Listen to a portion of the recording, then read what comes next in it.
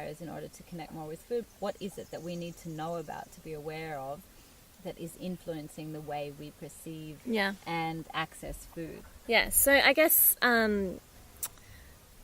the first thing is that a lot of the costs of growing, particularly conventional food, and this pretty much only applies to conventional food, so the environmental costs of growing conventional food, like pesticide runoff, like chemical exposure, all those kind of things, and then, you know, with factory farms as well, greenhouse gas emissions, any of those kind of environmental costs are externalized. So that means that the farmer, the company that the farmer is employed by, they don't have to pay for any of those cleanup costs.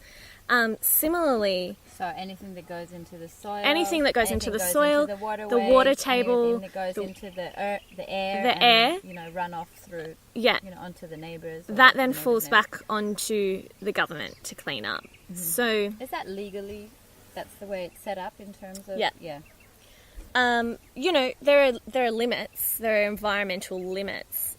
Yeah. So I mean, there's definitely all that like chemical usage, and then the impact on the environment, and it has massive impacts too. Like, you know, there are, I think maybe now like 150 dead zones in different oceans from just chemical runoff from like factory farms and stuff. Because what ends up happening is or from just conventional farming, because so much nitrogen is used to farm. And I just would like to point out that in biodynamic farming, like systems, everything is produced on farm by natural organic matter. So we don't actually need all these things. Even that in itself is a bit of a myth. The UN has just come out this year and said growing foods with pesticides and this notion that we need pesticides to grow food is a myth that has been spun to us. And they are the special rapporteur for the right to food, and the other one is on toxic substances, produced a report earlier in the year saying we should all be moving towards more, there's a system called agroecology that's similar to, you know, organics and biodynamics. It's just this whole systems food approach. So everything that you're generating for your farm comes from your farm. As much as possible, you're using these natural processes to feed the soil, and it's not, you're also regenerating the soil. So it's not just, you're enhancing life by using these farming methods. They end up being super productive. So just back to the original question, all the environmental costs are externalized.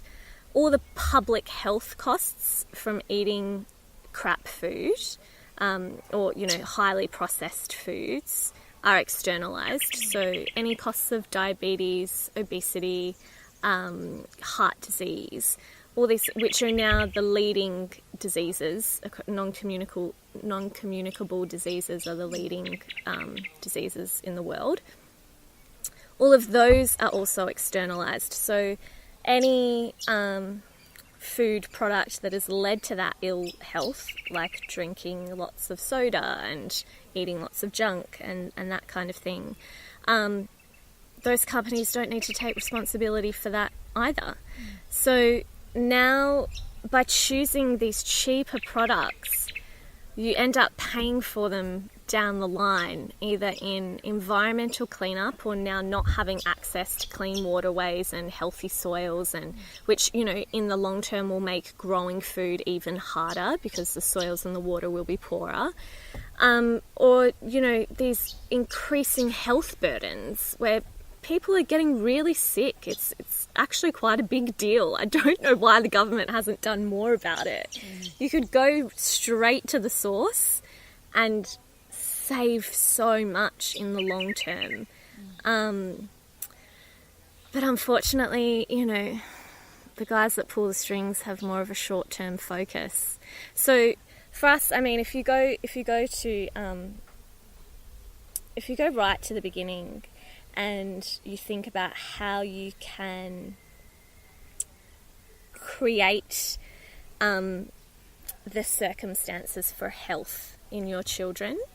And that's not just about avoiding foods, like we were saying before, like avoiding sugar or avoiding dairy or anything like that, but really providing them this nutritious base. So as versatile, rainbow salads, pretty much, like make a rainbow on your plate. You want to have as many different types of sources of nutrients in there as possible. It's that combination of eating those whole foods, which will then protect them against diseases, and then, not including all those junk foods which lead to diseases. So you've kind of put up this double buffer in a way by just investing in eating healthily in the beginning. And then eating healthily also ends up having that broader impact on the earth, the environment. It's such an easy way to make such radical changes and to address some of the biggest environmental and public health problems. It all comes back to just eating simply and well. Yeah.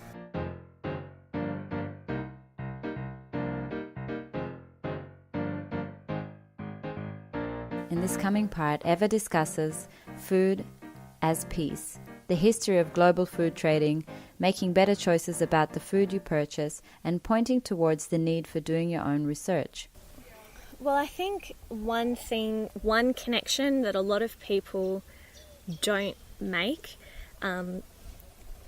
just like as a big picture connection, is that food and access to food is directly related to peace and creating a peaceful, conflict-free society. Most major conflicts are all centered around food.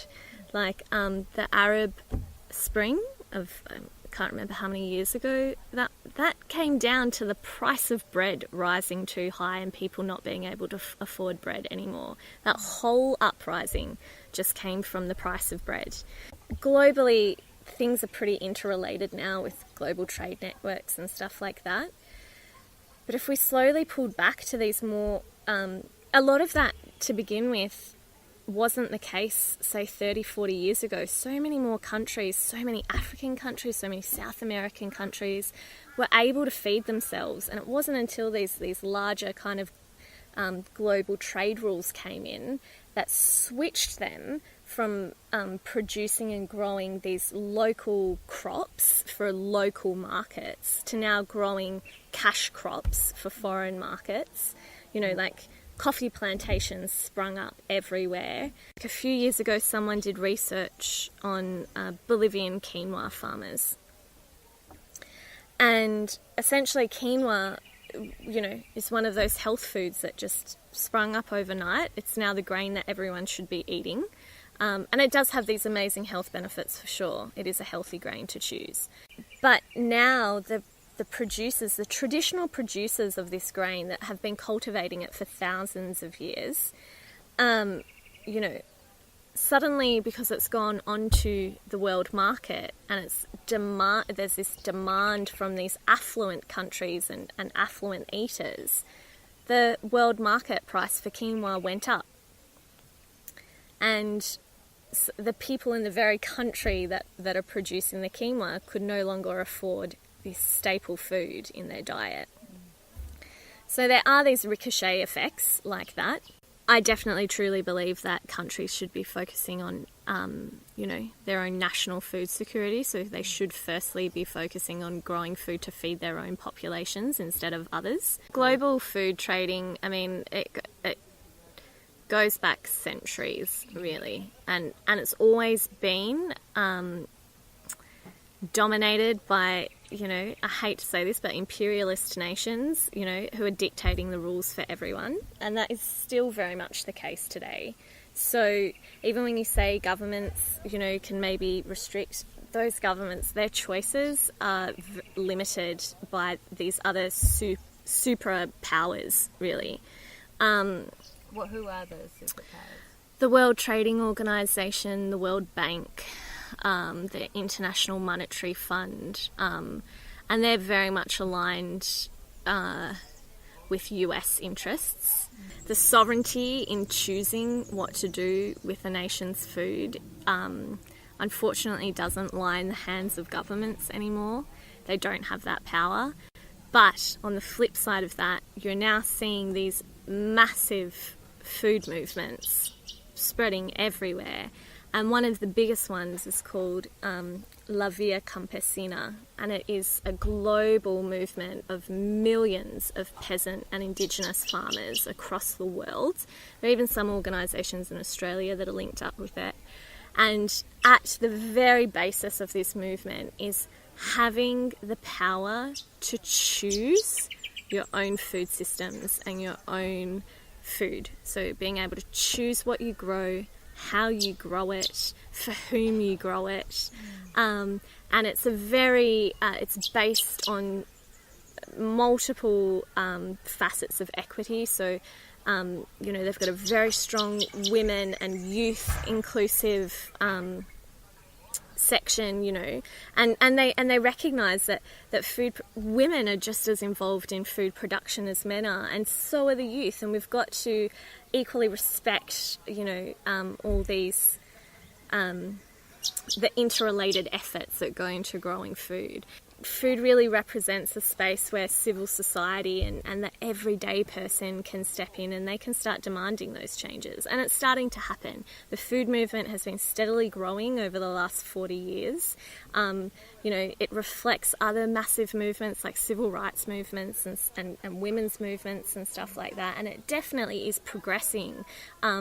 Even just the fact, like we were saying before, even just the UN stepping up now and saying, no more pesticides, we've got to go towards these agroecological systems of meat. That's massive for the United Nations to step up and say that to the world. From a global perspective, the way towards that is probably not going to be through old institutionalised structures.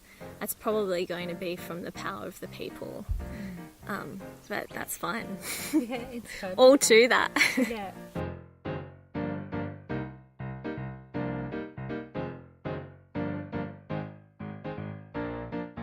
We hope you've enjoyed this episode of Pregnancy, Birth and Beyond. Tune in next week for more information and inspiration, bringing us full circle. You can find our show on iTunes, Spreaker, the usual social media under Pregnancy, Birth and Beyond, and our website pbbmedia.org.